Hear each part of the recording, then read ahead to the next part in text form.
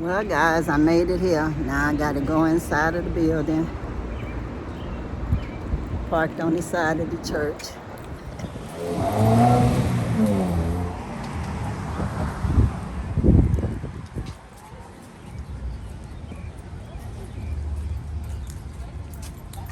All right. I used to go to the UU Fellowship in Galveston. All right, y'all, I've arrived. That's my friend Baba Ifalade. Oh, nice courtyard. Oh, this is pretty. Well, guys, I have arrived into the building. Baba Ifalade is on the platform. Where the journey starts.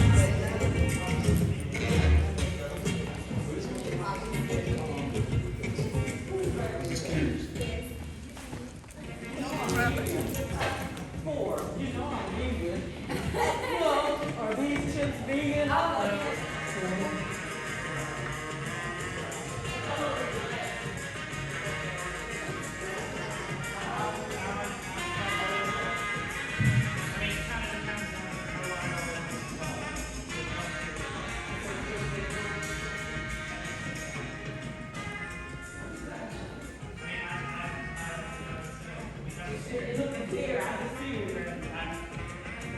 Well, guys, I was told this is going to be live streamed and everything.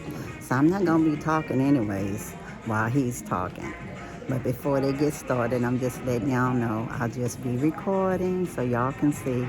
I let them know I was recording from my own channel too, because they said it was going to be on YouTube. But y'all, this is for y'all. My friend has already seen me, Baba Ifalade. I already saw a bracelet I like. I don't know if I'll be able to get it. Got a coral shell on it, but we'll see, y'all. But I do see something that I like that he has. So anyway, stay tuned, y'all. It's all good. I know I'm going to get a copyright ping for this fella music, but that's okay. That's the best part of not being monetized. I don't own the right to any of this music. It's just happening while I'm inside of this church. Baba is looking good, y'all, in his African dress. Looking real good and regal. A man of many talents.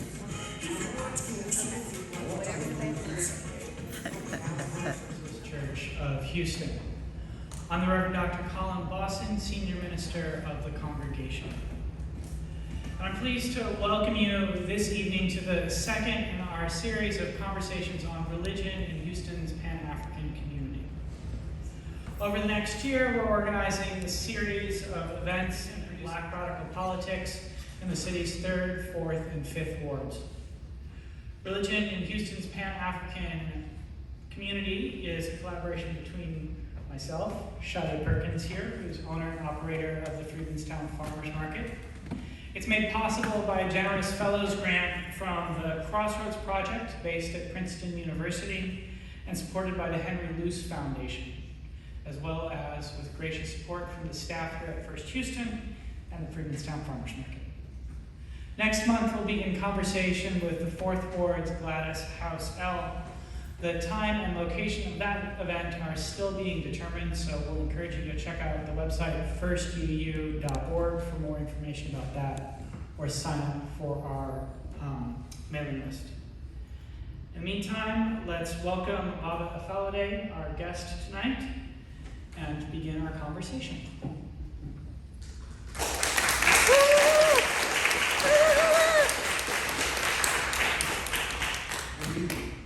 How's everyone out there? Wonderful. Good. You're an enthusiastic crowd. I like that. Sometimes I have to ask that question twice. So we want to get this started in a traditional fashion. In African tradition, whenever anyone endeavors to do something within the village, they must first seek the permission of the elders. May I have the permission of the elders to begin tonight? You have my permission. Thank you.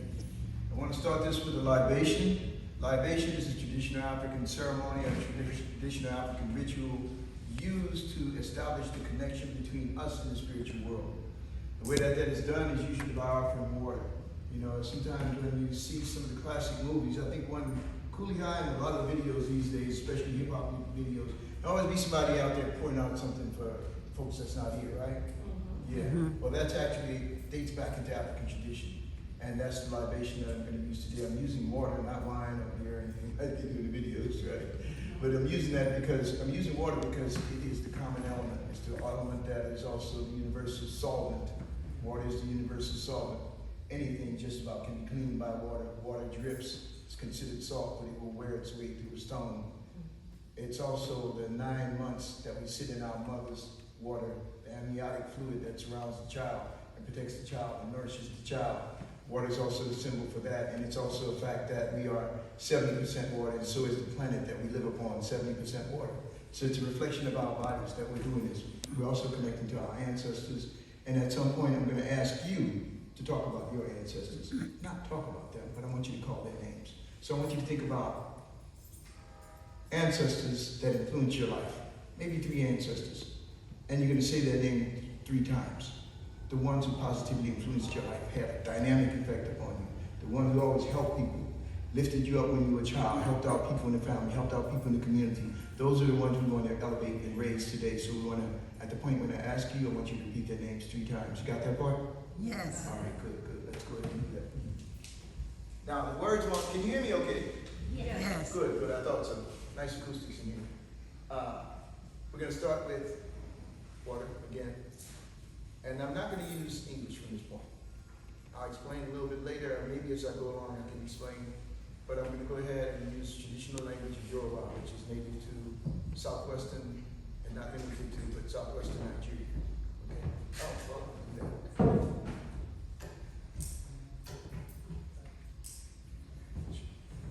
All right. We're going to use the microphone then. Can you hear me okay now? Yes. We'll start with the water. Omi tutu, cool water. Ona tutu for cool road. Ile tutu for cool house. Tutuation. All the dynamic forces that talk, chatter, and keep chaos and confusion going in our communities, we want them to be cool. Tutu tole de Mario. We offer water to the Creator as well. We offer good water to the good spirits of the north, spirits of the south, good spirits of the east, good spirits of the west as well. And we ask you to now begin to name those ancestors in your family or in your circle that helped you to elevate, kept you together. So, because we're going to offer libation to them now. Say their names 3 times, please. Erling Gill, Cora Sound, Ashe. Anthony Sound, Ashe. Ashe. Charles Edward Spencer Jr. Ashe. Charles Edward Spencer Jr. We're asking that all of these ancestors whose names were called today, and those that we do not know by name, those who contributed positively to our family, those who influenced life on this planet in a positive way, those who added, as Ifalade says, added to the prosperity of the world and not detracted from it. They alone shall be called human beings. We ask for their blessings. Ask for your blessings right now, ancestors. Guide us, help us to move through this life. We say prayers today for all of those who are infirm, those who are sick, those who are in captivity right now, those who are in a poor way right now. We ask you for blessings for all of those. We ask that they are uplifted. We're asking you to keep death away from us, keep sickness away from us, keep imbalance away from us, keep loss away from us, keep suffering and poverty away from us, keep chaos and confusion away from us. Kosiku, Kosiara, you can say Ashe. Can you say Ashe? Ashe, That means may it have the power to make that thing happen. Let that thing go ahead. Kosiku, Ashe, Kosiara, Ashe, Kosiofo, Ashe, Kosiejo, Ashe, Kosidina, Ashe, Kosifitibo, Ashe, Kosiwahala, Ashe, Kositulasio. Ashe. Now we ask for all the good things to come to us. We ask for long life and good and durable health. What's the sense of having long life if you're not in good and durable health, right? Mm-hmm. So we want long life with good and durable health. We also want the blessings of good relationships all around us. We also want children and the blessings that come to children in this life. We also want money, wealth, resources, and connections so that we might be able to do well for those children. We also want victory over difficulties, and victor of our oppositions in this life, even when he looks at us from the mirror, and control over difficulties. So, Jackie Ria, Ku, Ashe. Jackie Ria, Ashe. Jackie Ria Mo, Ashe. Jackie Ria Wo, Ashe. Jackie Ria Shego Atalorio, Ashe. Jackie Ria Lafia. That means Ashe. peace. May we all have peace. That's a good thing for you? Yes. We're asking for peace. We're asking for your blessings, divine ancestors. We're asking for your divine blessings in all things that we do. We're also saying prayers for all of those of you who came before us, those who are also present on this plane with us at this time, and those who are yet to be born. We ask for blessings for them. Ashe. Ashe. Ashe. Ashe. Ashe. Ashe.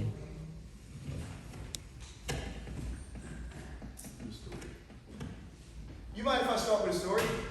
Go ahead. I know a lot of you heard that I was a storyteller. Yes. So, I figured the most appropriate thing would be to start with a story. Oh, I need a mic again. Sorry, folks. Okay. Well, we don't want to leave the folks out on the line. All right. So, can everyone hear me okay? Yes. Great, great. Now, can everyone say the name of this instrument? It's called a shekere. Can you say shekere? Shekere. Now, this is a calabash or gourd or calabasa or hulu if you speak Chinese. That is in the pumpkin family. Now, when it dries out, the shell of it becomes very hard. It doesn't rot and decompose like pumpkins do. All right? And this one was the first Tupperware in the world because it's used for food storage. You also drink water from this thing. And actually kept, to this day, it keeps water cooler than the surrounding air because it gradually lets the water out. And through that transpiration, it keeps the water inside of it cool. So when you look at Africa, I don't want you to think primitive in the sense of the word, oh, backwards. Think primitive as in the case of crime first, all right? Because there are some technologies going on in Africa that the world could use now, all right? So we're going to talk about this one right now. And what I want to talk to you about, because when you watch Hollywood movies, you get such a negative idea of African religions. You know, the voodoo, the zombies, the sticking to the pins, and everything like that. And it's really a horrible thing because it's really colored people's thoughts and ideas towards African spirituality. So, there's lies in this world, and there's truth in this world. And my story is about lies and truth, okay? Now I'm going to ask you to participate in something. If you want to hear the story, we're going to go to Ghana. I'm going to say I go, you say Amen. I go. Amen. I go. Amen. I go. Amen. Now we're going to go to Haiti right quick. I'm going to say crick, you're going to say crack. Crick. Crack. Crick. Crack. Crick. Crack. I think you want to hear the story. So I'm going to go ahead with the story. Now, in our world, there was truth. Truth was beautifully looked at. Beautiful clothes, always clean, always shining, well oiled, had the shea butter working. And people followed truth around, listening to everything truth had to say. In the world, there was also lies. Lies was ugly, he had swords all over Lies' bodies, he had raggedy clothes all the time, didn't smell so good. But as things go, both truth and lies had their followers. And they disagreed. Those who followed lies disagreed with those who followed truth. And they got into a big and terrible fight together.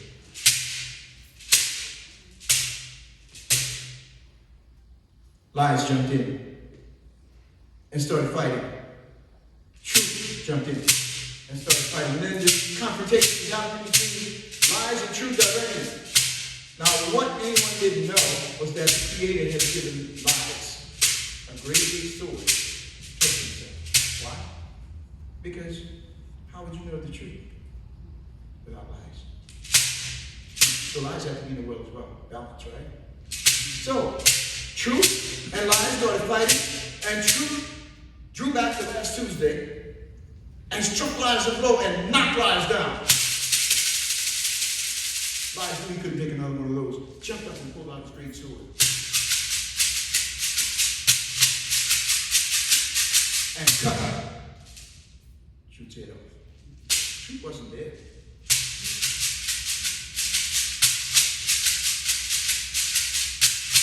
Felt all around trying to find his head. He felt high, felt low, felt to the right, felt to the left. All around his hands coming to rest on Li's head. He thought it was his own, snatched it off and put it on his shoulders.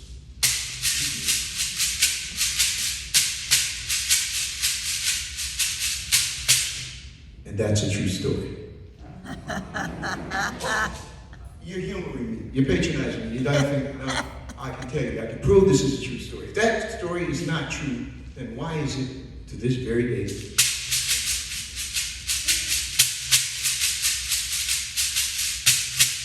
We still have to go through a head of lies to often arrive at the body of the truth. Thank you.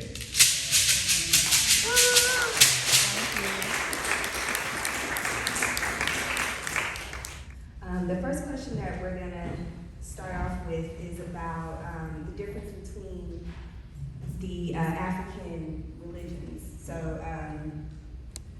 we'd like for you to talk to us this evening about several different religious traditions, how they are connected in your relationship with them. A lot of people here tonight are probably not familiar with Ifa, Voodoo, Hoodoo, Palo Mayombe, Yoruba, Santeria, etc. Can you start by just briefly describing each one? Can you believe I've been through all of those? Don't leave out the Christian part. Don't leave out the investigation with the Hare Krishnas. Don't leave out the investigation with the Muslims as well, okay? Because I think when people are seeking in this life, you want to find wisdom where you can. You don't shut your mind up. You don't shut your heart down, you know? And my walk took me through those various paths. I was born in New Orleans, and I was born into Hoodoo tradition. My great-grandmother was a midwife and root woman. And when I say root woman, the people that the doctors often refused or could not heal wound up at my great-grandmother's door. All right? She was a very, very well-known midwife and delivered some of the political scions in Louisiana. They came to get her out of the deep woods of Houma, Louisiana, on the shores of Bayou Teche, and brought her out to many places to deliver children that were considered pretty much troublesome for their mothers or undeliverable, basically.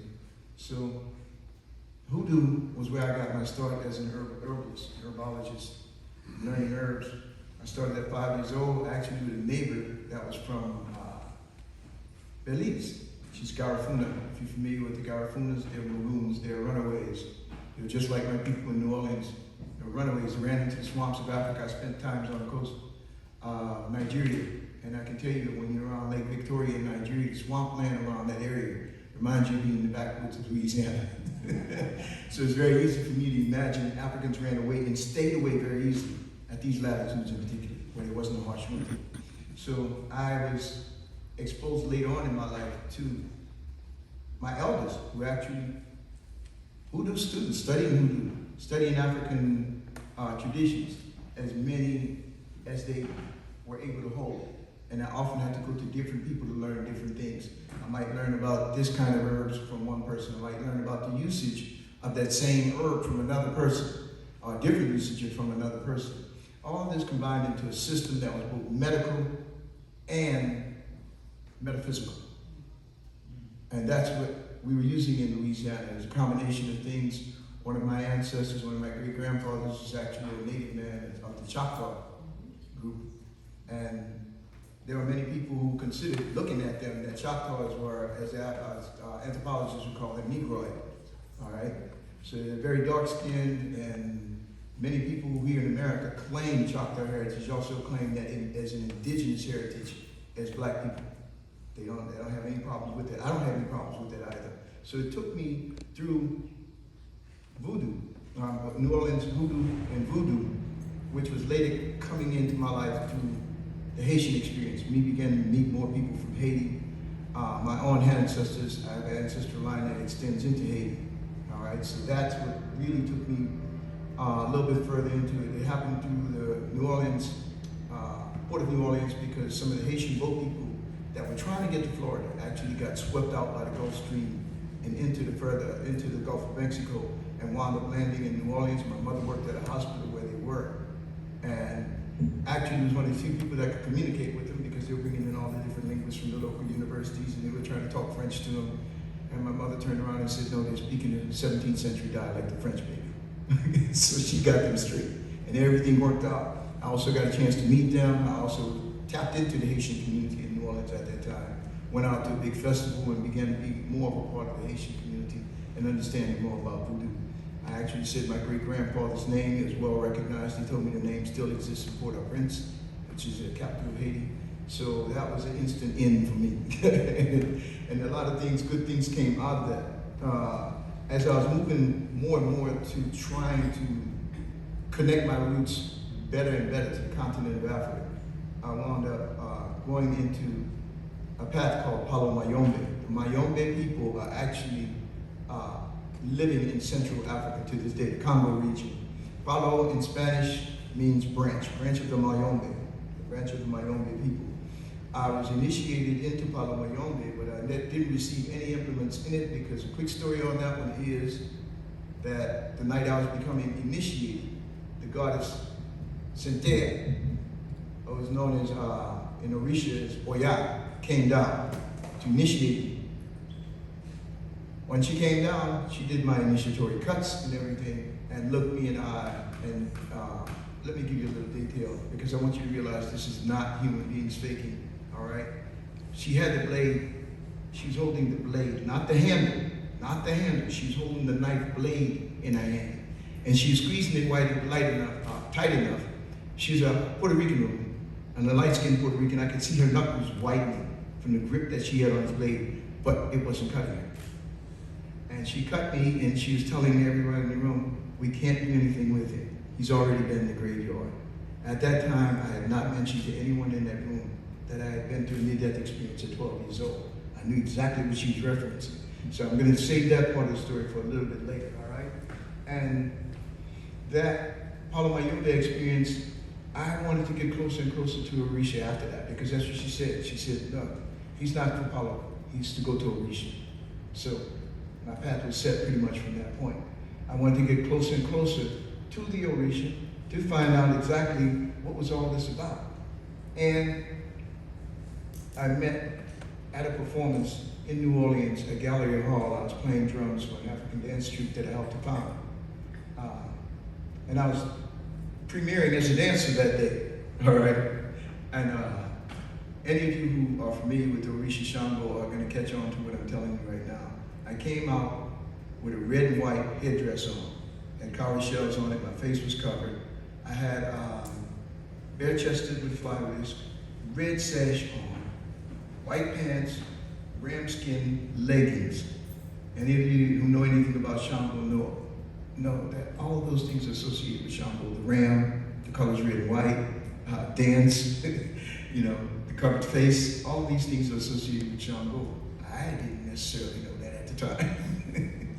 So there was a woman in the audience that was actually a Shango priestess, third generation Shango priestess from Cuba, all right? And her daughter was there. Her daughter was studying, getting her PhD in anthropology, I think at Loyola University. And she was invited by her daughter. She was in town at that time. I met her afterwards. And she's telling me, she says, you're a child of Shango. And I was like, okay, I haven't heard that one before, but okay. And she said, yeah, you're a child of Shango. In Palo Mayombe, I was actually placed under a cool Orisha called Tiamlatia. Even though it's the earthquake, they consider him cool. They consider him like Ubatala, all right? So here I was, and she's telling me something totally different. No, you're this hot Orisha, You know, you're not this cool person that you in Palo. In Orisha, you would be Shango's child. This was around the divination and anything, okay? She tells me, you know, we talk for a bit longer, I get to know her a bit better. And I go get a reading from her. I was actually on my way to Senegal at that time.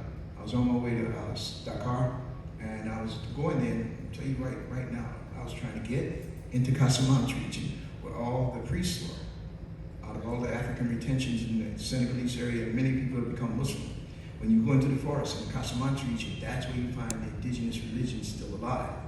So I wanted to go there because I knew I would find the Marabu. The Marabu is the name for the priest there.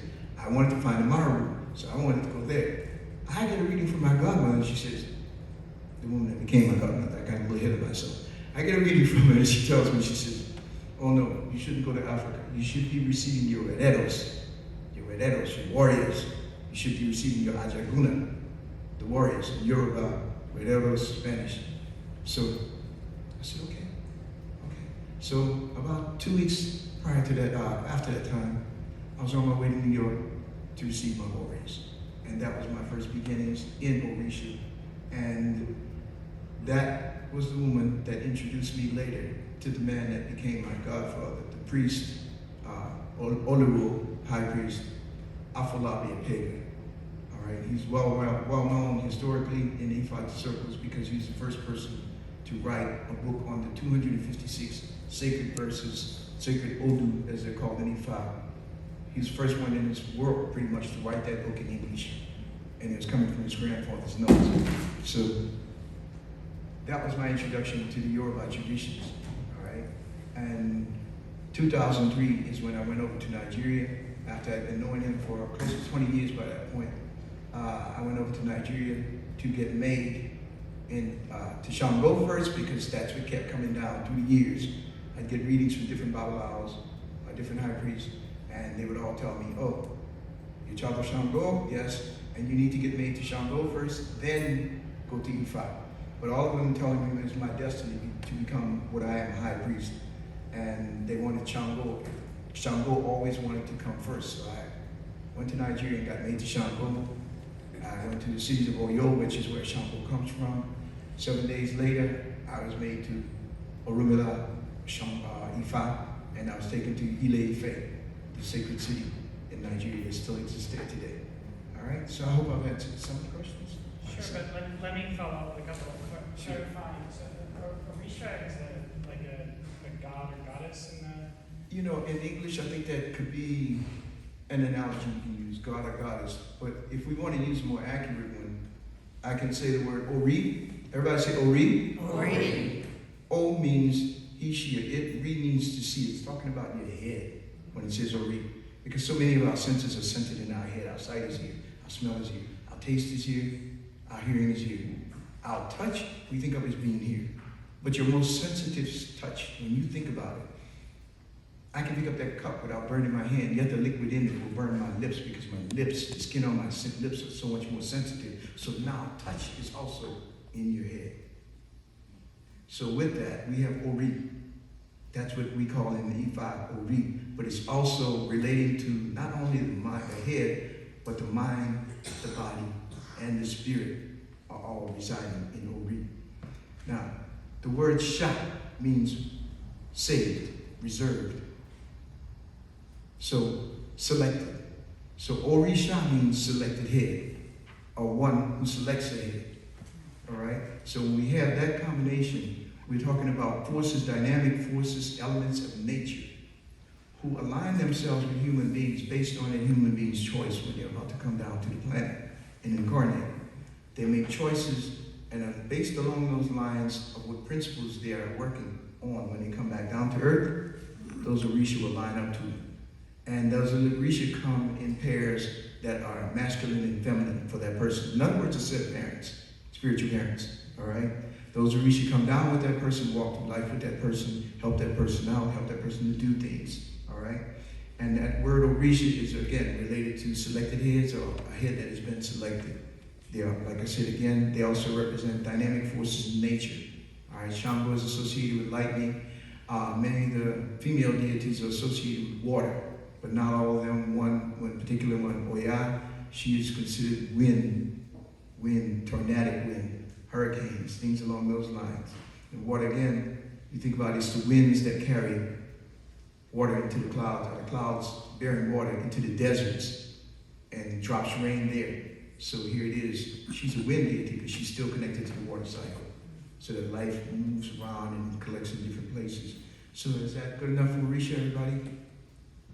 Yes. Okay. So, hoodoo, voodoo, and Santeria are all what you've talked about in the past as Africa retention traditions as they relate to Yoruba. So, just could you talk about kind of what African retention is as those African retentions, yeah. That's a really interesting subject because it's one of the things that we hardly ever cover in American history. at all. You know, and it's one of the most prevalent reasons of why we have the culture as Africans in America that we do. That is why jazz exists. That is why gospel exists. That is why you eat gumbo here in Texas. You know, it's all of those are African retentions. You know, we have words like yam in English, which means to eat in many African languages. Okay, which means tie enough. You know, we have lots of words that have been retained from Africa. You know, and those things are not the only retentions we have. We have music retentions, like New Orleans, jazz. New Orleans, we have our own cuisine. New Orleans, we have our own language. That disconnects us from the rest of the continental U.S. I didn't really start talking to Sade a little while ago, and that's one of the things I was telling her. I really didn't experience people who live the same culture that I live until I left this country. Okay? African retentions made it that way. All right? When you move around, you start finding out that there are other people who are like you. And you may have to leave your backyard to find that out. But there are other people who are like you out here. You're not lonely. You're not as lonely as you think. There are lots of others out here.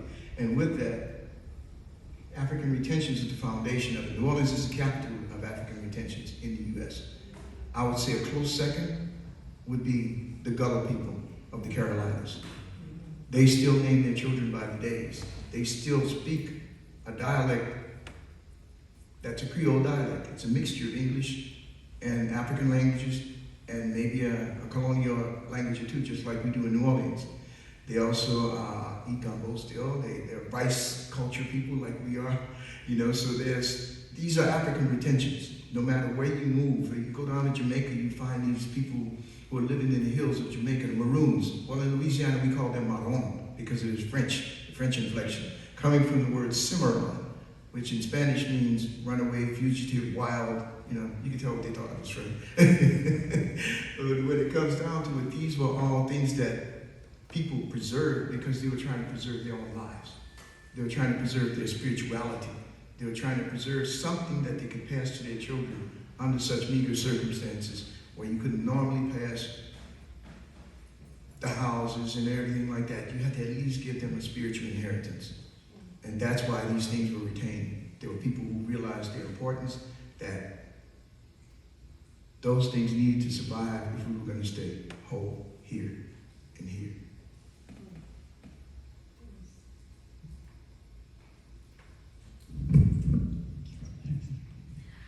You already talked a little bit about growing up in New Orleans, but could you tell us exactly how growing up there led you on your spiritual path? Good one. Music doesn't wait for you to go to it in New Orleans. Music will pass in front of your house. Second line bands, you know? Anybody heard of second line before? Raise your hand. Good. Let me give a rundown for the other people. See, there's the first line. When someone passes and joins the ancestral realm, one of the things that happens is that the family is mournful. They're sad. They just lost a loved one. So when you're going into the graveyard, carrying the body into the graveyard, the music is mournful. It's sad. It lets you emote. It lets you get a good cry out. It touches you. The pace is slow because there's a reluctance to go in. We don't want to let this person go. So the pace is slow. Now coming out, whole different story. Whole different story. The music is joyful. It reaffirms living. It takes away the guilt of being left alive by those who are still surviving. The music is joyful. It's upbeat. We dance. That is why it is called the second line. It is the line coming out. All right? And if you ever want to check out some good music, just Google second line music and start listening. All right? Upbeat, joyful, happy music, purifying music. Purifying music. Makes your soul feel good. All right? Growing up in New Orleans under those kind of conditions, it helped me to expand my consciousness early on because I realized that rituals were going on around me all the time. You know, I'd stop at a corner and see a plate sitting on the corner full of food with money around the rim of the plate. And the elders telling me, don't you touch that. Don't you touch that. Leave that money right where that is. Don't you touch that. Naturally, we always got a smart aleck friend, right? He's gonna grab the money and run off. He grabbed the money and ran right in the street, and the car blared his horn at him and just missed him. He didn't pick up any more money after that, you know? So there was just a whole bunch of things that affected me in my childhood, just growing up in New Orleans. Later on, coming in to meet so many elders that were so wise, so kind, so cool, so calm, so collected, the kind of people that walked into arguments and settled them. And I was like, that's I didn't have that word then, but I can say it now. That's some ashe right there. That's some ashe right there. I want to be part of whatever they're doing. Now, at 12 years old, I got hit by a car. All right? I saw my ancestors in the tunnel. And they were telling me I was worth more to them coming back than I was over there. Because now I knew that they were there. And as one told me directly, now that you know we're here, you can tell everybody to call on us. You can let them know we're here, and they can call on us. But right now, you're too young. You don't have any power. Nobody can call on you. So go back and let them know that we're here for them. Remember that. Okay? Now, am I answering that so far? Growing up in New Orleans, yeah, it was a really different experience, you know, because also there was alternate religions around me, you know, like growing up with the Church of God in Christ, you know, they call them the holy rollers, spiritualists. These people were actually praising African deities in disguise. All right? They're not just the Holy Ghost, the Holy Rollers, the Church of God in Christ. I don't want to particularly nail them to what I'm getting ready to say, connect them to what I'm getting ready to say. There were other smaller churches. You'd go there and you'd find people who were actually practicing African religions. They would tell you, oh no, that's not St. Patrick, that's Dambala. That's the snake god. All right? St. Patrick ran the snakes out of Ireland. We can't practice that openly. We're going to have some problems when we start practicing African religion openly. So we put up this picture of St. Patrick. All right? We can't deal with St. Barbara openly like that. We can't deal with Shango openly. We got this picture of St. Barbara with her white robe on with the red sash and a crown on her head, just like Shango would wear. So all these things were hidden. They were syncretized, joined into another system and hidden. And that was my experience. The language was the same way. I realized later on that my friend Bacalao, and I'm like, Bacalao, you know, we had some strange nicknames in New Orleans. And I found out later on that the old people called him Bacalao because he liked fish. And they thought he smelled like fish a lot, so they called him Bacalao, which they translated into stinking fish. All right, so there were all these things going on around me, and I'm realizing that the language, the English that I spoke was not English. The English that I spoke in New Orleans was not English. You know, it had so many words that were coined from different African ethnic groups. Roughly 12 to 16 different African ethnic groups were brought to New Orleans. That is why you have a place in New Orleans called Congo Square. They brought so many Africans from the Congo region, and that's something that's not always well known, into New Orleans, that they named the region of it Congo Square. You know, another part of the state, Angola, like the country, West African country, Angola. So there was all of this going on simultaneously around me, and I'm starting to really reach out and realize what I'm in the middle of, and I want to know more. I want to know more about my particular identity as an African child growing up in the middle of a diaspora that's obviously heavily influenced by the culture I was born into. I loved it. I would say that it changed my life entirely. I was in 6th grade at the time. I stayed out of school for months because I had quite a few broken bones. I ran into an old 57 Chevy. If anybody out there knows what a 57 Chevy is, they're made out of some pretty heavy aged metal. And when them bad boys hit you, you get hit. I got knocked across an intersection, woke up in the middle of the street after my near-death experience and everything. And just moving through and around after that time, everything seemed kind of surreal to me for a long time. I didn't feel like I was quite here, you know, until I went back to school. When I went back to school, you know, I think any man in this room can appreciate there's girls that more or less, when you were younger, thought of themselves as being out of your league. You know, when I went back to school, the girls who were normally thinking themselves they were out of my league, they were talking to me. They were talking to me. I had matured that much, and they realized it. The girls picked up on it before anybody else. The girls picked up on it. They realized I was not the same little dude playing 7-Up and all these little games in the cloakroom and stuff like that. Wasn't me.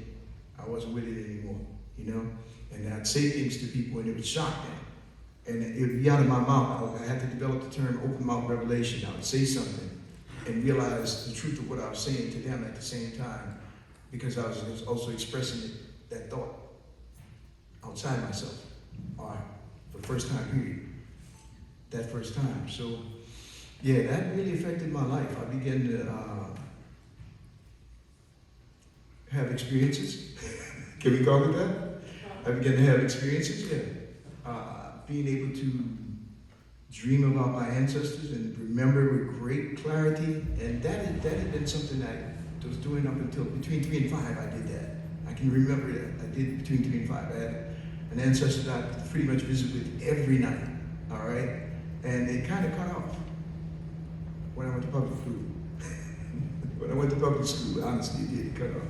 But it came back to me after that experience. I began to see, hear, experience the other world, the other realm, and that deepened effect, because it was like there was only a thin veil between what that reality is and what this reality is, and that veil got a little bit thinner as a result of having that experience. So I was just walking around a lot of times being guided. I'd go into the library and get sent down an aisle and reach up and pull a book down. It's just what I needed. Go somewhere else and then going around this corner, going around that corner, and finding something else that I needed. Being guided to things like that. I became aware that that was a conscious process going on. All right, that was really something that impacted me greatly. And I say that it even led me to music. It even led me to music. My instrument of choice is this one right here, and African percussion period. And I was led to that by my ancestors. So actually, I think that's a great bridge to kind of another thing that we wanted to talk about was your relationship to music and how music has sort of formed part of your spiritual practice, and how it, because in addition to being a Ifa priest, you're also a very accomplished musician. You played with Sun Ra and the Wailers, and I think you said George Clinton, is that right? Yeah. No, George. Gary Shine. Okay. Gary Shine. But Member of the Funkadelic Crew. member of the Funkadelic. So yeah, can you talk about your work as a musician and how it connects to your role as a priest and spiritual leader? Okay, we have some young people in the room, so maybe some of you recognize the name of the group Oshun. I played with them as well. All right. Yeah. How does that affect? Can we get that question again? Okay, so I'm just holding the mic. Okay. All right, I'm just holding the mic. Mic stands are not cooperating. Yeah, I mean, so basically, to talk a little bit about the relationship between your work as a musician and your work as a religious leader, right? So, because I understand that part of your path, as you were talking about earlier, into being an Ifa priest, Right. was through music, and that music also plays an important role in various. Right. It does, because worship for an African, to the Creator, to the ancestors, to nature, or any of the dynamic forces within it, is done through music and dance. No matter where you go and you find African people, there's music and dance. I don't care how hard they've been stepped on, how hard they've been colonized, how hard they've been separated, disjointed, disenfranchised, you still find some form of music and dance when it comes to worship. And that's what it was for me. That's what it was for me. Music opens a gateway between the worlds. It's a divine language in and of itself. You speak, no matter what language you speak, there's always a point at which words will fail you, but music will not. Music is capable of capturing feelings that we as human beings have that are too complex for words, ever. Music connects us through the vortex between worlds. It connects us. Music is not what we think it is. We're solid, there's the ether. Music is a semi-solid mass. Music is a semi-solid. Music creates wormholes through vibrations and opens up gateways that allows energy from the ethereal world, our spiritual world, to pass through into the world that we live in. That's the thing that makes the biggest difference for human beings, because we often don't always tap into that world. We don't always have access to that world, the spiritual world. So music is a way of consciously tapping into the divine self as well. The divine self as well. The sounds, sounds, sounds, sounds, tones, tones, tones, notes, notes, notes, rhythms, rhythms, rhythms, movement, steps, all of those things have a divine purpose, and that is to allow us to engage ourselves, within ourselves, with our higher self and our higher consciousness. It's something Carlos Santana said one time. There's a point at which I too realize I'm an instrument being played. I don't just play an instrument. Okay? So I think that's where music comes in. Is that we good with that? Everybody's good with that? All right.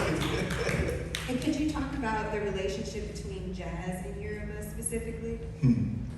Yeah, we definitely want to talk. When I went to Nigeria, I ran across a drum, right? It looked like an American conga drum. It was carved out of one piece of wood, its body kind of curved. And they called it a jazz drum. They didn't call it a conga, because that word comes from out of the Congo. It's related to the African roots of the Congo. Conga, Congo, you can hear it. When I got to Nigeria, they were calling it a jazz drum. And I was so touched by that, being from New Orleans, because I realized what it was. When jazz began to be popular in the 40s and 50s, people in Nigeria were picking up on it. And that drum wasn't one of their traditional drums. They have a truncated cone drum shaped like an ice cream cone. That one is called ashiko, all right? There's other drums within the drum pantheon, shall we call it. But none of them carry a name anything like jazz. Jazz music was originally in New Orleans played because it was an expression of African music on Western instruments. Again, jazz is African music on Western instruments, all right? New Orleans had, at one point in its history, the Black Codes of Napoleon. Anybody ever heard of that? The Black Codes of Napoleon. They were actually a series of laws dedicated to keeping black people on the bottom.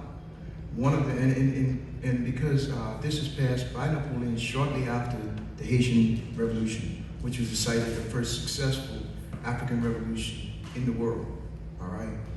That Don Alexander Perry, I think his name was, the then governor of Louisiana, hurried to pass this edict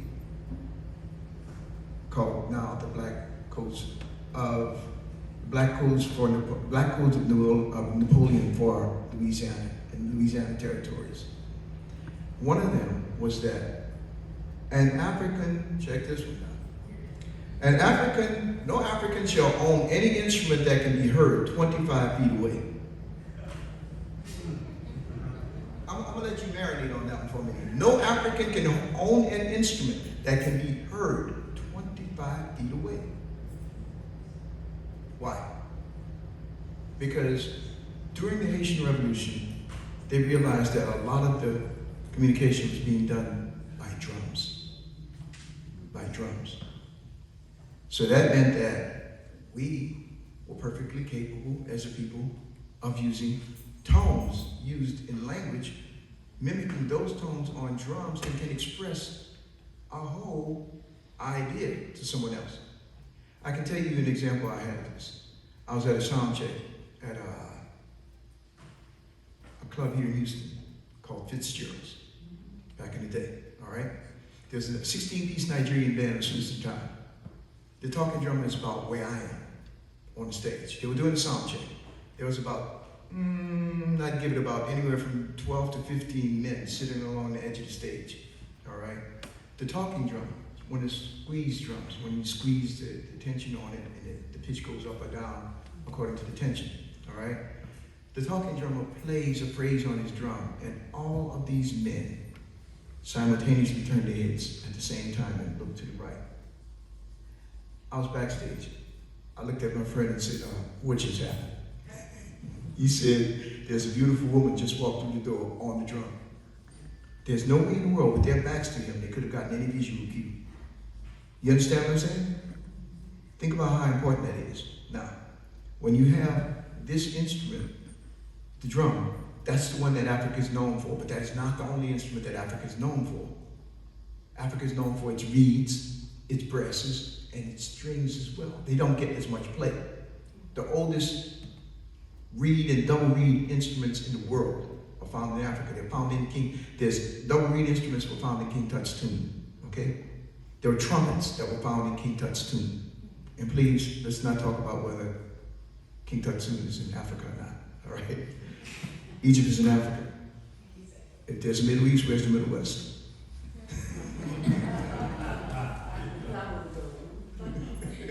So with that, we have a music that jazz that came about only in New Orleans.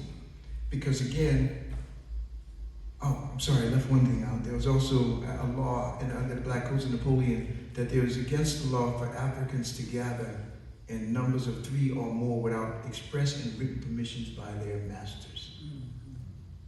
So, anyone of you know anything about African drums are played in batteries of 3, a lot of times, father, mother, and child, all right? Mother, father, and child. Child, father, mother. Whichever way you want to go, there's 3 there, all right? Now, 3 different drummers played 3 different parts. Now, when you make it illegal for 3 people to be anywhere at any time, you're breaking up the family. You're breaking up the family, all right? Now, what do we do about this? One drummer begins to play all 3 parts. One drummer is now playing the bass drum sitting on the ground. One drummer is playing the snare drum sitting here. One drummer is playing a bell or a woodblock, maybe a cymbal. These things are coming from American parade music. The Turkish contributed to the cymbals. All of these things were happening in New Orleans. So that first drum set being played by 3 different parts, that first drum set was actually called a contraption drum. Because it's thrown together, it's a contraption, all right? Contraption became shortened, and we now call them still to this day, trap drums. You ever thought about the origin? That's where it came from. New Orleans is responsible for that. If you want to look up somebody, Warren Baby Dodds, D-O-D-D-S, Dodds. Look up Warren Baby Dodds. He's one of the early players, one of the early advances of that drum set that we also call it now. And these are all things that brought jazz about into New Orleans, There was 12 to 16 different ethnic groups that could not meet anywhere and dance. Dancing and drumming was also illegal under the Black Codes anywhere in the city except Congo Square on Sundays from sun up to sundown. 1 day a week. 1 day a week. There was a cannon that fired in the morning to announce that you can come into the square and start doing your thing, and a cannon that fired at sunset to let you know you better clear out. And it wasn't an accident that it was a cannon. That was to put the fear of God in people. You know, get out of here. We don't play. We turn these bad boys on you. Get out. Go home. It's done. See you. Bye. That level of rudeness and impudence. All right? So with that, the people that met in Congo Square, again, were from roughly 12 to 16 different ethnic groups. They began to watch each other. And somebody's listening and they're saying, and I've actually had this experience of the rhythm, New Orleans rhythm.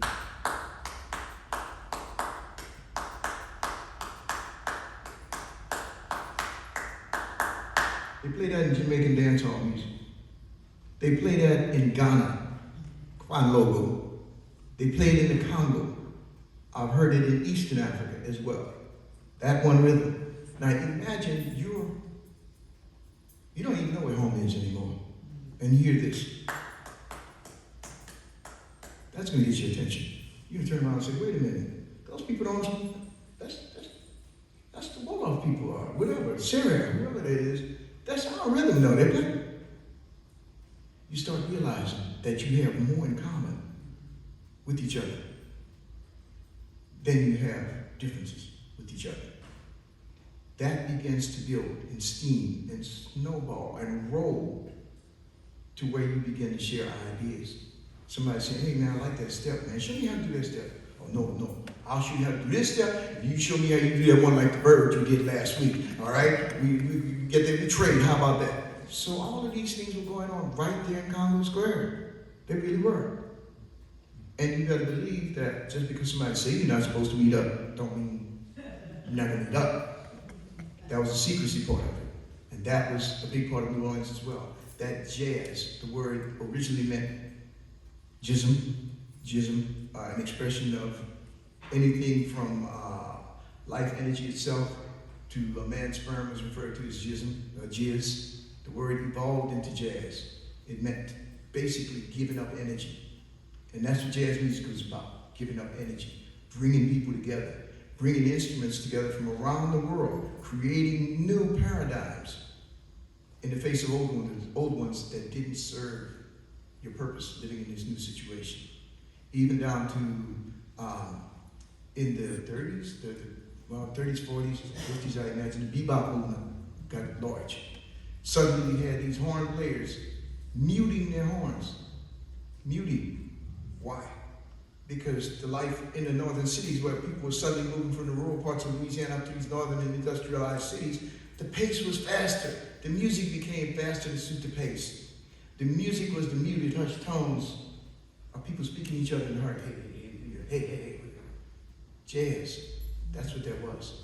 That's why jazz in New Orleans evolved in New Orleans, spread to the rest of the world, because people started sensing that message was a little bit deeper than tones and sounds. It's touching souls. It's touching souls. So you've been talking about New Orleans. Tell us a little bit about how you ended up in Houston and how that part of your journey took place. Got to do a rewind, all right? I went to visit my godmother. May she rest in perfect peace. She passed in March of 1986. I went to see her the last time, October of 1985, and I asked for a reading. And because I wanted to find out if I should move from New Orleans to here, all right? And I wanted to understand if that was a good move and what were my liabilities, what things I need to watch out for. You know, all the things you usually go for a reading. And she told me, she said, it looks good for you. You should go. This is a good thing for you. You know, it's not going to be easy for you at first, but you're going to go there and a lot of things are going to come all right for you. One of the things that I was having trouble with was that in New Orleans at that time, I was with a band that had toured the East Coast and also the Caribbean.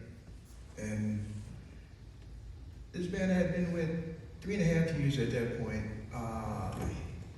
He had, the leader of the band was from the Bahamas originally. He had 8 albums out. I was trying to get on the album. I want some discography, you know what I mean? If you're a professional musician, somewhere along the line in your resume, you need to mention that you've been on somebody's recording somewhere, all right? So, I'd been on television in New Orleans, been on the radio, been in every print periodical that was coming out at that time, and no album. And I was getting kind of frustrated about that. I was playing with 3 different bands. I was playing with Voodoo Makumba, Mama A.B.K. Jones and Voodoo Makumba, traditional African dance group.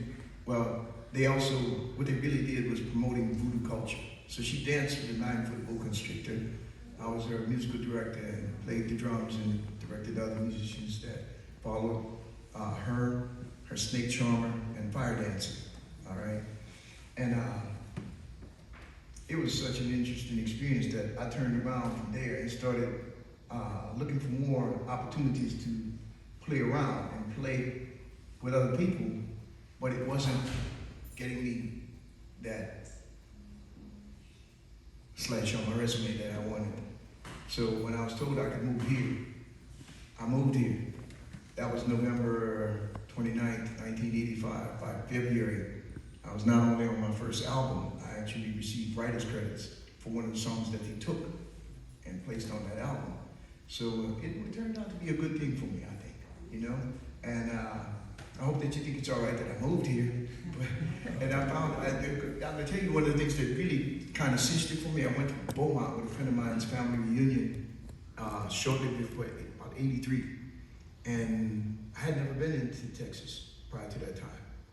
And when I got to Beaumont, look people, I'm gonna tell you, I come from New Orleans, all right? Let's get that straight. You know about the Mardi Gras Indians, right? You know about, anybody else about Mardi Gras Indians? I grew up in Indian culture. You understand what I mean? I get to Texas, got all these black cowboys. What's up with that? They used to make fun of my uncle for wearing cowboy hats all the time like this and boots and stuff like that. These people walking around, what's up with that? You know? I get here, I'm expecting to see cowboys, right? I'm expecting to see cowboys when I Beaumont that first time. These people were eating gumbo, listening to Zydeco. I learned how to la-la from a lady that was 80 years old, the traditional dance to Zydeco music. And I'm like, wow, okay, this is not East Texas, this is West Louisiana. So I said, yeah, it's a cool energy here, you know what I mean? I like Texas, this is cool, you know? So later on, when I decided that I was gonna move here and become a part of that whole scene here, that was one of the things that really influenced me, those things like that, those kind of experiences like that. So you already kind of gave us a brief definition of what the Orishas are in the pantheon and whatnot, but could you explain to us the importance of ancestor worship in African traditions as well as the Gede? Okay. Ancestor worship. Our ancestors are our connection to the spiritual world. If you were to look at this, like you, yourself, as being a planet, the orbit around you, nearest to you, is your ancestors. The next ring would be the Orisha, are those forces appointed by the Creator to deliver divine will upon earth. Outer ring, maybe even further, would be the Creator, okay? So with that, the closest ring to us is our ancestors. Our ancestors, that navel of yours, is your link to the divine world. We are half human, we are half divine. You cannot connect to the divine world without your ancestors. And many of us Africans in this country have been taught to shy away from ancestor worship. People say, oh, you calling up spirits now, huh? Okay, I see what you're into. No. You call them spirits when you say the name Houston, because it's Sam's last name. You call them spirits when you say Austin, because that was Stephen's last name. You call them spirits when you look at the money and realize the images are people. Not objects, but people. And their names are also featured there, so you don't forget who they are. There's ancestor worship constantly. I'm speaking to you who have African blood in the audience. There's ancestor worship going on around you constantly. If you're trying to figure out why our people are so powerless, why we get into conditions that we can do nothing about, it's because we are not praising our ancestors. We're not praising the works of the things that they did, the sacrifices that they made. We're not tuning into them and calling their names and thanking them for the sacrifices that they made. Tonight, some of you called your ancestors' names and may have called them for the first time or the first time in a long time. And that goes for everyone in here. You call your ancestors on a more regular basis if you want more of a touch to the divine world. Your ancestors are your touch or your cut into the divine world. Why? Because you are the product. You are the product. You are the end result. You are the beginning of your own descendants, but the sum total of your ancestors. You are the sum total of your ancestors. It took two people to make you, 4 people to make those 2, 8 to make those. On back to your 7th generation, you wind up with 256, which is the same number of permutations of the sacred Odu of Ifa. The sacred Odu of Ifa includes 256 different marks called Odu. The name Olodumare reflects the presence of Odu. Odu is an energy, a mark, and it's also the container of existence itself. We can use the word in microcosm, the womb. Okay? All things are birthed from the womb. So with that energy is always moving through the universe. It's always collecting energies, always moving energies, Ashe, moving back and forth between this world and that world. So without that, we have to have ancestors. We have to praise our ancestors, or we don't connect to the spiritual world. We don't. There's no way for us to connect to it. Because again, guess what? In Ifa, we believe in reincarnation. You back there, you back there, we are all ancestors returned. Ifa believes that. That it's very hard for us as human beings to comprehend the fullness of life in one lifetime. To do all the good that we could for our families in one lifetime. So we come back. We come back. We come back to help out more. That's the point. To come back to help out more. That's what Ifa believes. That is what's called in Ifa the good position. To come back and live in a world where there's freedom from fear of things that harm us, but the ability to increase the goodness of the world. That's our duty. In fact, if I can kind of paraphrase the verse, it says that there are many good things that are still in heaven that have not yet reached the earth. Those who choose to bring those good things to heaven down to earth, only they alone shall be called human beings. How about that? That's cool. So, I think in terms of relating to Orisha and ancestors, if you could talk just a little bit about how we can have those sorts of relationships. What are the... You're already connected.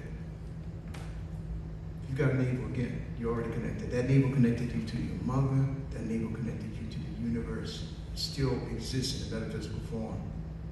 All right? When we're talking about bringing down spirit, how people can connect, there's lots of ways. When you study the Orisha, you find out that each Orisha has a specific number, a specific color, a specific element, a specific place in nature. And at each one of those, you can connect to that Orisha.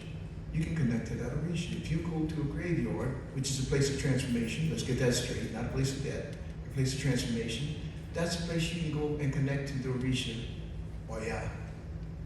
All right? She who tears. O, she, ya, tears. She's responsible for the ancestor, feminine energy of the ancestral cult, and also responsible for us being connected.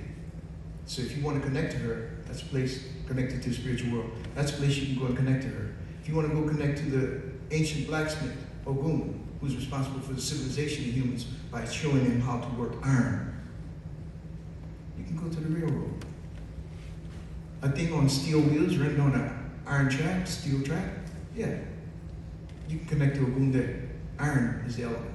Each one of these Orisha have sacred elements, sacred metals in some cases. Shampu is one that doesn't use metal, he carries wood. There's a story associated with that. He carries weapons of wood. Ogun was considered the divine blacksmith that came down from heaven to teach human beings how to work iron. And he wanted to advance civilization, so he made the shovel. He made the machete. He made the wood axe. He made all the tools that we use in agriculture. And any one of you who know anything about anthropology and human history, you realize that when human beings developed the tools of agriculture, then they stepped away from hunter-gatherer societies. They began to live in one place and share experiences in cities, and technology grew. Now, the story goes that someone stole all of these tools after Ogun made them. So people went to Ogun saying, oh, they stole our tools. Who stole your tools? Oh, the people over there, they stole our tools. Oh, wait. We're going to fix that right now. took the shovel, reshaped it. Now it was a spear and an arrow. He took the machete, and it became a sword. He took the wood axe, chop axe, and it became the battle axe, and on and on. So we talk about the development of human beings. And Orisha, those Orisha can be contacted in the things that they're associated with in their mythos. You understand? If you want to get in touch with them and you study them, you study their mythos, and it'll connect you. You study their principles. Ogun is looked upon as the masculine instrument, the masculine influence of transformation. He's corresponding to Oya in that sense. It's her winds that blow into his bellows that keep the fire in the forge going to the point that the metal can become malleable, which means to be hammered out into a sheet, a ductile drawn into a wire. Those are the things that we shape the tubes from. So we're looking at those two principles interacting. You want to be able to touch the principle of Oya, and everything will flow for you. You can get that transformation. Each one of the Orisha have a realm. If you want to touch them, go to their sacred realm. Go to their sacred objects. Go to their sacred places. When you're calling down spirit, talk to them. Talk to them. Talk to them. Music too. Sing, dance. Okay, that was a great explanation. So some Orisha are feminine and others are masculine, even though they are deities and not necessarily people. Can you please explain the feminine and masculine divine and how that relates? Right, that's good, because living in this society, you often hear depictions, representations, the genderizing of the Creator, He. All right? Traditional African religions that often looked upon as being polytheistic are actually often monotheistic, superstructure-wise. You might have all of these gods and goddesses here, but when you get above, that's ubiquitous in Africa. That's everywhere in Africa. There's no African people. They may have different goddesses, gods, and everything else. When you get to that level, there's always one single supreme creator, always, across Africa. That one is not looked upon as having a gender, because it's the combination of all, that which is within the limits of our scope and beyond it. I think in Kemet it was explained that the god of moon, Aten, was the sun, out there in front, in your face, Aten. Amun was not only the moon, but the dark side of the moon that we never see. In other words, God is within our comprehension and beyond it, all at the same time. All at the same time. So with that, we have all of these energies that are meshing and intermeshing, all right? They're meshing and intermeshing constantly. So we have polarities that must first intermesh. Everything around us in the universe is the result of two things joining together to create third. Everything. Hot, cold, warm, wet, dry, moist. Warm and moist produce most of the life on this planet. Even down to the moon. The fire of our father sperm. Sperm actually is not swimming when it's being stored in the testicles. It only starts swimming, flagellating, flagella, a little part on the back that does the swimming like a tadpole. That receives the charge only when it passes through the prostate gland. Prostate gland hits it with an electrical charge that starts it swimming on its way to the egg. That's fire. The water of the womb, that's water. So in that, you have a union of fire and water that creates child. That makes sense? Yes. Okay, so with that, we have feminine and masculine energies to manifest. Because we're talking about a divine creator. There's unmanifest. That's manifest, unmanifest. When we have hot and cold polarities, when we have wet and dry polarities, when we have light and dark polarities, each one of those, like the light of the sperm, the dark of the womb, all of these things can be genderized into masculine and feminine. That makes sense now? Yeah. So with that, what we're doing what's being done for us in terms of the universe. We're getting an explanation of how these polar opposites interact to create the world around us. These polar opposites are constantly interacting to create the world around us. So we have feminine Orisha and we have masculine Orisha. We have feminine Orisha, who, like I said earlier, are actually dealing with a lot of water energies. Oshun is the goddess of the rivers, fresh waters, and springs. Yemoja, her name can be broken into the words Iya, Oma, and Ja. Yemoja, that means mother whose children are fishes. If we look at a fetus in its early development as an embryo, there's a point at which we have gills, people. Fishes, we're fishes. Everything in this world swims for a little bit in its gestation. So we have Yemoja, goddess of the seas. All right?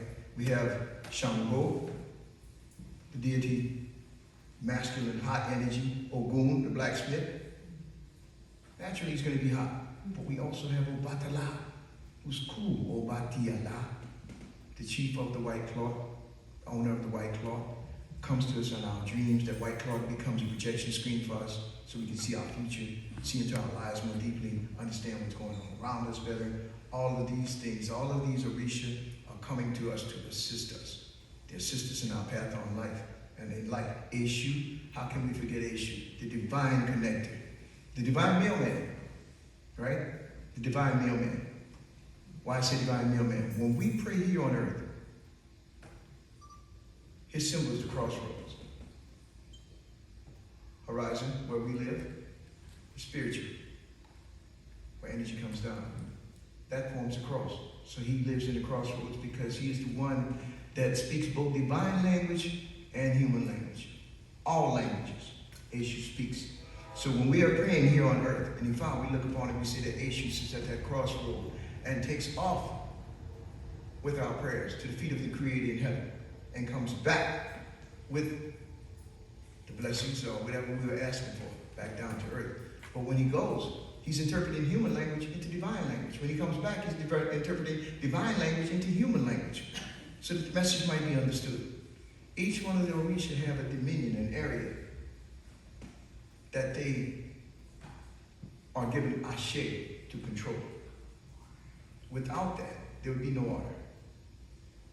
So each time we want to plug into Orisha and find out more about Orisha and find out about how to make things work and these feminine and masculine Orisha, you have to look at what energy is moving through it. Is it masculine? Is it feminine? What is that Orisha associated with? Is it a water deity? Is it a fire deity? Is it a hot, excitable one, or a very cool, relaxed one? Because in each one of those instances, we begin to find out, especially through Ifalade divination, which is something I didn't touch on. Yeah. Oh, you're gonna, okay. Well, that's one of the things that gives you a guideline for knowing how to move in a given situation. How to move in a given situation by aligning yourself with those principles that are coming down. By aligning yourself through and with the energy you feel is passing through your life in a given moment. Are important for you, each in turn. And so the first one was divination. How does that relate? Divination. Let's start with this. Like we started with primitive, right? Remember we started primitive, we're going to relate to the word prime, all right? Divination, we're going to relate to the word divine. Divine. You know, because there's so many different things that we as Africans and people in general in America have been exposed to that says we're not supposed to divine. We're not supposed to look into things. We're not, oh, you call them spirits. Oh, you want to roll those dice and see what's happening. Oh, you fool with those tarot cards. Oh, this, that, and other. Divination is a roadmap. Divination is a roadmap. Divination lets us know where we are in a given moment within the larger context of the universe. Divination in Ifa, the word Fa means to open. The word particle means to open. He, she, or it. It opens. Orumila is the deity associated with the Ifa oracle. Ifa is the oracle itself. We use that divination to find out what's going on in our lives, whether we are on path or off path. And if we're on path, what area is our blessings coming to? If we're off path, what area do we need to be careful for and watch out for? At any rate, what needs to be offered? What sacrifices, what offerings need to be made in order for us to remain in harmony with our highest destiny? So that's why we look at divination as being important. Now, what was the other? Well, Shada's going to ask the next question, actually. Okay. Well, actually, could you just expound more on the different tools in divination that y'all use? Yeah. There's actually, one of the things is, most primary is called the 4-valve cola nut. Everybody say obiabata? Obiabata. That's the 4-valve cola nut. It actually splits into 4 pieces. It looks like an avocado seed, but it breaks into 4 pieces, not 2. All right? And 2 of the segments are considered masculine. 2 of the segments are considered feminine. That's the most foundational divination that we use in Ifalade, the obi-cola. Obi-cola, we use that to divine with, because those pieces interacting can tell you how that energy is moving through an equation. What's dominating, feminine or masculine energy, cool energy, and they also fall in a pattern, and north to south. It can be read. Okay, anybody out there is familiar with I Ching, I Ching? All right, I Ching, the lines are marked horizontally, correct? And they're in groups of 3s, so that would make it a trigram, all right? In I Ching, there's 64 hexagrams that compose the entire system. In Ifalade, we use octograms. In other words, a series of 4 marks, quadrigrams that branch into an octogram. So now, instead of having 64, which would be 2 to the 6th power, you now have 256 permutations, which makes it 2 to the 8th power. It's a very mathematical system, and it's actually it's binary. So it speaks in the same code that your computer now speaks in. The whole idea of those computations was based on what a computer does. What's the signal it gives? Open or close? If you watch The Matrix, all those 1s and 0s, that's what that is. Open or close signals. So we're talking about a very sophisticated system, a very sophisticated computer that was actually capable of computing odds, circumstances, possibilities early on. So that's one thing. Did I answer anything there? All right, good. Next, could you explain what Ebo is and what's the purpose of blood sacrifice in Ifalade? Ebo, there's 2 things that can be offered. There's one thing that's called adimu. That's bloodless offerings. That's when the spirits will be perfectly happy and fine with offering the fruit, maybe flowers. You go out and feed the hungry people in your area, something along those lines. That's all considered adimu, or bloodless offering. All right? There's also times when blood offerings are made, life force offerings are made. Please understand this, because you have to take yourself out of a Western paradigm where man is at the top of the food chain and just gets to pimp any animal underneath them and do whatever they want to do with them because we're the man and we run this. No, not at all. I think one of the mainstream analogies would be the circle of life, using the Lion King. We don't see ourselves as being different from the animals. We don't see ourselves as being superior to the animal life around us or the plant life around us. The colors of B5 are red and green for that matter. All right? Red for animal, green for plant life. All right? The only difference between plant and animal is one atom. Blood of a plant, chlorophyll, is based on a copper atom. Blood of animals is based on an iron atom. Molecularly, they are totally similar in every other way. So in those, we use exchanges of the energy because we're trying to invoke not only the problem of the plant world, metaphysically, we use animal life as a part of invocation as well. When you look at the qualities of an animal, let me give you one example. I think it will make sense. There may be a time when someone has to offer a duck maybe to yamocha. Why a duck? Because the duck is comfortable under a variety of circumstances. The duck is one of the few animals that's comfortable in the water, comfortable in the air, and can walk all night. So what you're actually doing is you're imparting the spiritual DNA of that animal through that offering onto that person. So that if something comes along and tries to push them down, just like the duck's waterproof feathers, it will pop back to the surface. Each one of the cases where we're using things like that, maybe a woman is having trouble, having children. There may be rats or fish or goats often. Goats have 2 and 3 at a time. Fish have babies by the thousands. You know that. Rats, 2 rats can become 200 rats in 365 days. It's already been shown that they can do that. So what you're doing is just transferring the energy through ritual, through prayer and invocation onto this person. How is that fair to the animal? You can ask that question. That's a good question. If you see yourself as being removed from that circle, then it's not fair for that animal. If you see yourself as a part of that circle, you realize one day you're going to be food for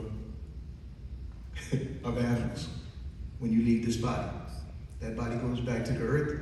It becomes the bugs that the chickens eat. It becomes the grass that the goat may eat. All of those things make you connected to that animal. That there's just but one big circle of life. We don't view it as being some apex type, predator type mentality. No, we're part of a great circle. And that we don't even believe in death any file. We really believe that life goes on. It does not, more like a comma than a period. So it just keeps on going. And we don't view it as being, one analogy I use with some kids, if you don't mind. One analogy I use with kids, I talk to them, I say, they say, oh, the poor chicken. I said, do you realize when that chicken gets to heaven, that chicken is going to be one of the only chickens that can walk around strutting, and all other birds are saying, why does he look so different? Hey, what's going on with you? And that chicken can turn around and say to them, well, how did you get here? And they say, oh, we got dropped in some hot grease. How about you? How did you get? I got here helping somebody. I gave up my life to help somebody. Another being. I helped somebody. Oh, okay, yeah. So, no loss of life. We don't look at it that way. Life goes on and on. We just simply, what is it? Energy and matter cannot be created nor destroyed. It only changes form. Yeah, only changes form. We look at that as being transformation. We don't look at it as being death. So the attachment that some people have, and I'll tell you this, that might sound even stranger when you hear this. I'm a vegan and have been for over 40 years. I don't have any problem with my work because I understand my ancestors did that work. When my ancestors want to eat fish, I go out and catch the fish. I fry the fish on open fire in my backyard in a pan and serve it to them, along with everything else that I'll make for them in that feast. Because why? Those were the traditions. Those were the understandings, and those are the things that were gifted to me. And for me, I make a choice in this lifetime. My children are vegan. Other part of that is we don't trust meat in America, all right? They feed it too many chemicals and things like that. So again, just think of that picture of that bird going to heaven with that glow, because it helps somebody get there. And I think that it could be a more positive picture of us just slaughtering some animal. I don't want you to have that picture. That's not the case. I'm sorry, could you go ahead and expound on the food sacrifice as well, and why we leave food to the ancestors? Why we give food to the ancestors? We give food to the ancestors because they ate when they were here. And food represents energy. Money represents energy. And especially if you're using something that you know is a family food, right? One question I asked some of my students one time, I said, go home and find out what is the family's favorite dessert that was made by someone in the family, right? And they begin to come back with things like sweet potato pie, pecan pie, bread pudding, I told them, I said, those are things that you can feed your ancestors because it's something that dates back in your family. This is a part of the generation of Kupu. So if you want to appease your ancestors, you want to go get Big Mama on your side, put a piece of bread pudding out with that gumbo and give it to Big Mama. And don't see if she's going to show up for you, all right? And that's the thing, that's what makes food offerings very important. It's giving them energy because we expect the energy to come back. We give so that we might what? Receive. Okay? So that's what we're doing. So, finally, can you talk about drawing down the spirit? I think we've got like 2 questions about politics. Okay. Have you ever seen somebody just dance and dance and dance and they look like they're about to go out, they're about to just get peer possessed? You know what I mean? Somebody just really getting the funk on that hard that you're looking at and you say, no, their body just changed. That's not the same person. That's not the same person. That person drew down the spirit with their dance. All right? Some musician that you really like is playing and they get just lost inside the soul. They're just gone. Whether it's a drummer, guitarist, whatever. And they're gone. And you could really see that person is really not there for a second. You know what I mean? That energy has been supplanted by something even greater and larger than that normal being. Right? That is what we're talking about right now. That's the kind of things, those are the normal experiences that people have. When you want to draw down spirit, that's one of the easiest ways to do it. Through music, through sound, through offering. All right? And this. It's called an Ifalade, the power that comes from the mouth. Call them down. Call them. Call them. Say, I want you here. And let me be specific. You don't want to call all your ancestors, all right? Because every last one of us got some jacked up ancestor. We don't want to back down and cross the problem that we did. All right? So you got to be very specific, all right? You got to say, those who sit at God's right hand in heaven, or the Creator's right hand in heaven, all right? Those who sit at the Creator's right hand in heaven. That's who you call it. See those other ones? You pray for them, but you don't pray to them. All right? You want to do that. And all of that is a part of calling down spirit. There's places that you've been already. When you stand there, you can just feel the world just vibrate differently. That's your place. That's your place. If it's somewhere you can get regular access to, go there and talk to your ancestors. Go there and talk to the spirit. Go there and talk to it. Those spirits that have been guiding and shaping your life all your life. Because they've always been there. They never left your side or you wouldn't be here. They never left your side or you wouldn't be here. So that's what you want to do. You want to make that touch. You want to make that contact. You want to get in touch on that deeper level. You want to further integrate your divine self and your human self through accessing the divine world. And could you expound on spirit possession real quick? The difference between. As I was taught by Traditions that we've been talking about. Yeah. I had some very interesting conversations with my ancestors sometimes that come to me when I'm in my garden. One thing that they came to me and said one day, those who do not feed themselves are the slaves of those who do. Those who do not feed themselves are the slaves of those who do. And I realized that basically a lot of people in the conditions that they are in now presently, health-wise and other areas, because we no longer control what we eat. Our grandparents, great-grandparents, controlled what they eat better than we do.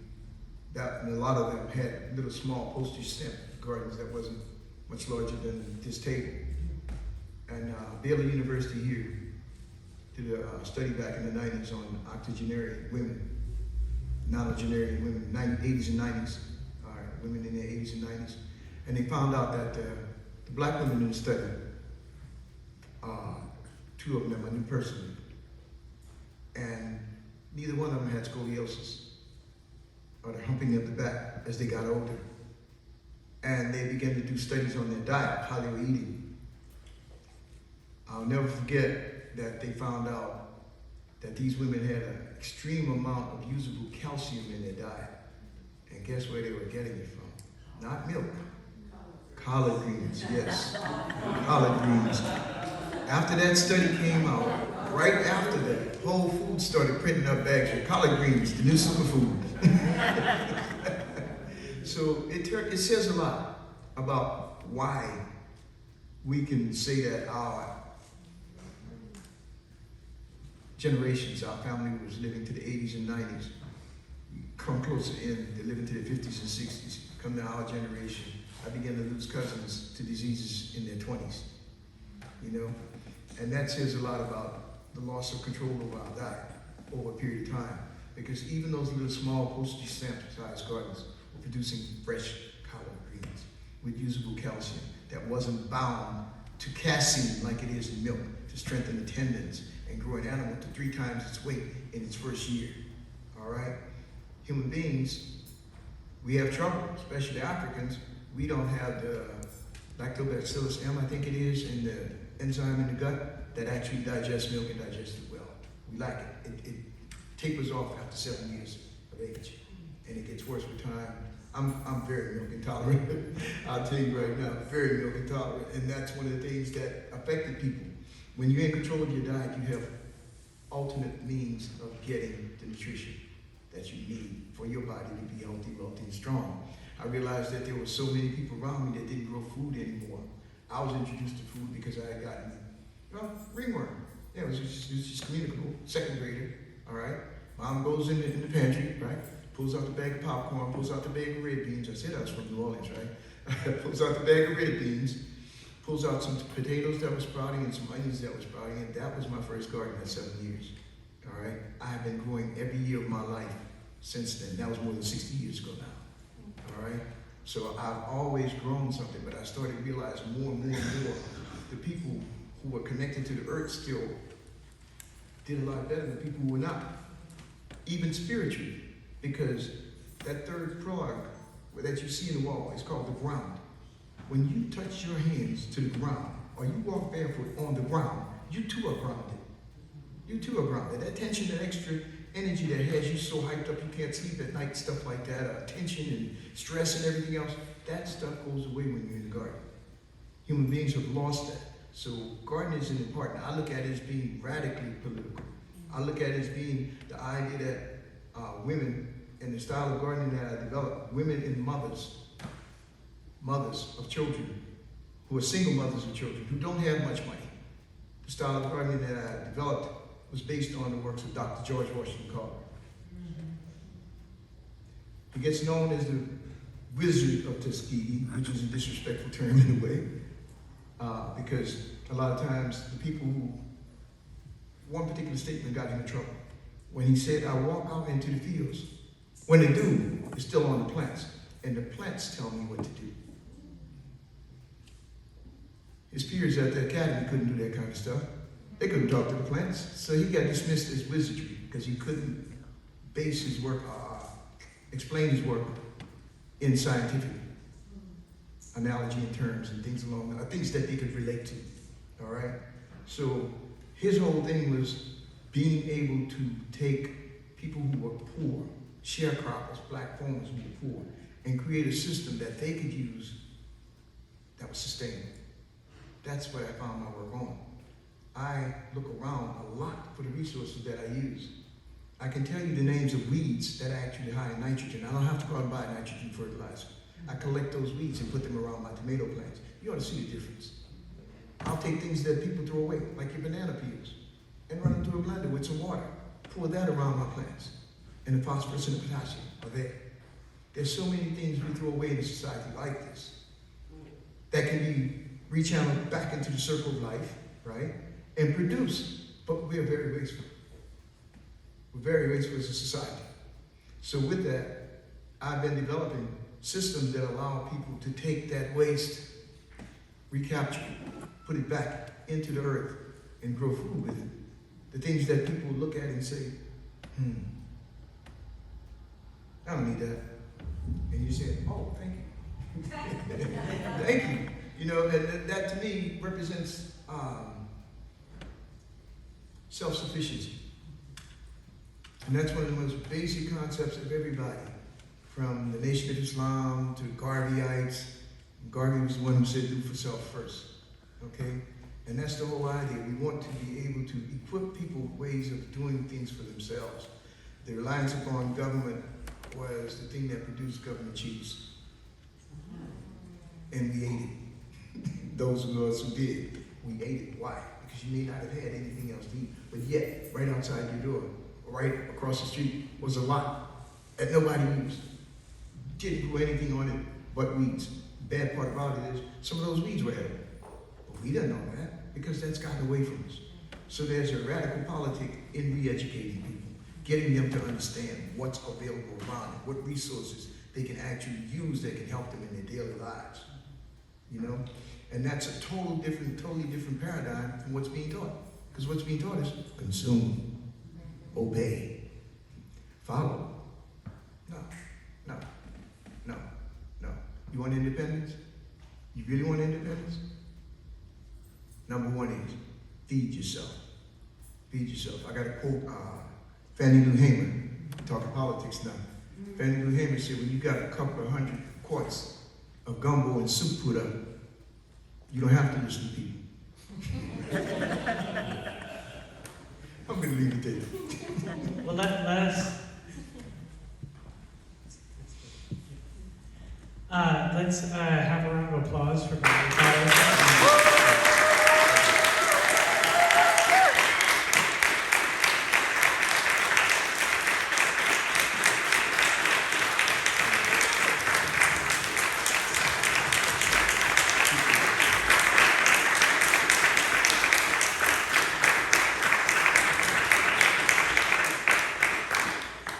Thank you all for coming out, and please come to our website, .org, in a week or so, when we'll have more information about the next event with Gladys outside.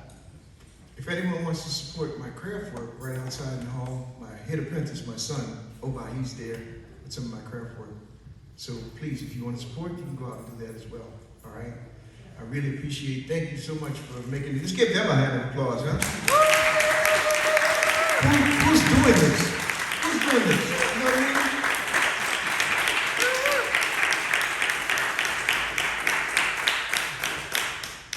They didn't have to do this. They didn't have to. And this is very, very important because this, in tradition in Africa, we call this griot. The griot, the person who's a storyteller. You know, the person who recites history, captures history. It's a sacred duty. In Kemet, it's called Tehuti, or Thoth. The Greeks call him Thoth, the divine scribe, the one who writes things down so they don't get away from humanity. These two people are scribes. Give them a big hand again, please. Yeah, they are. Well, guys, I'm done. Got to see my friend, bought earrings that he made, and a bracelet he made out of bone. I love that infinity design, y'all. I saw another bracelet that had